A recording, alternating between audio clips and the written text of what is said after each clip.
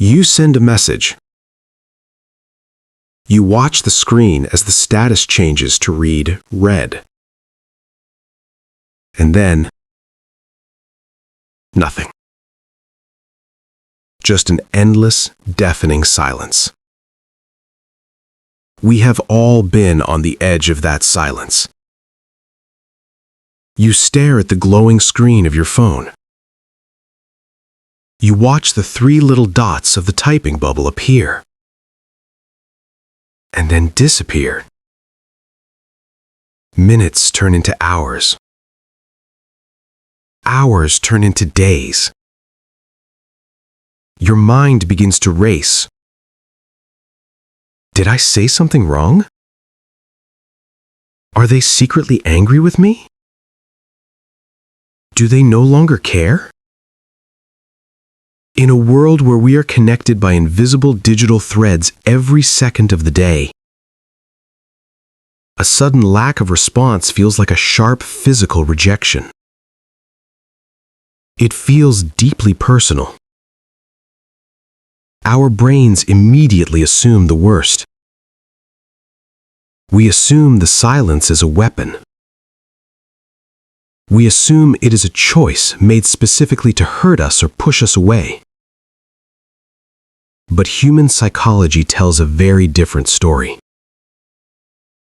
The reasons people suddenly stop replying are rarely about you.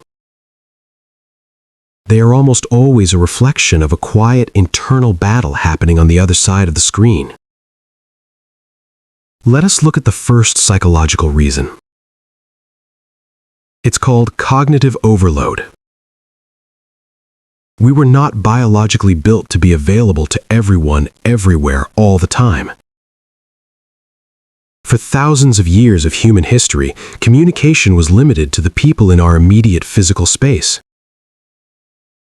If someone wanted to talk to you, they had to stand in front of you.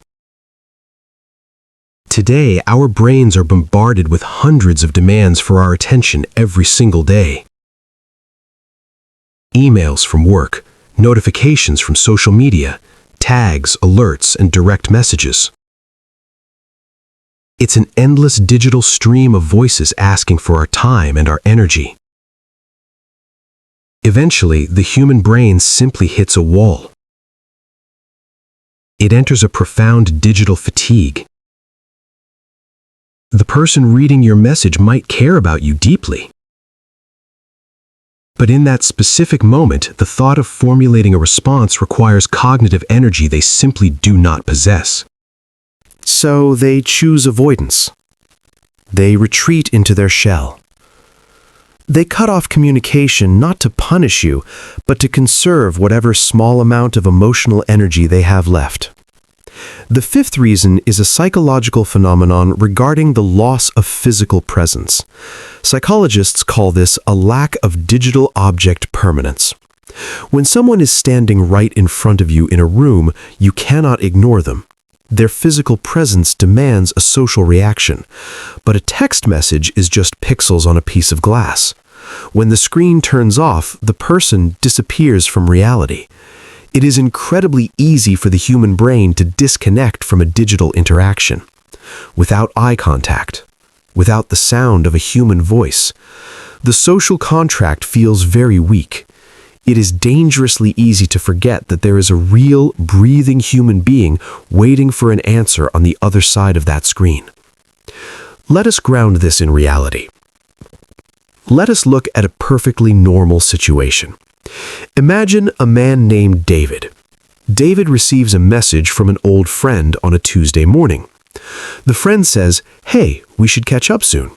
David reads it while holding a cup of coffee right before walking into a stressful, high-stakes meeting. He smiles. He misses his friend. He genuinely wants to catch up. He makes a mental note to check his calendar and reply that evening. Evening comes, but David is completely drained from work. He falls asleep on the sofa watching television. On Wednesday, he remembers the text. But now, he feels slightly guilty for not replying yesterday.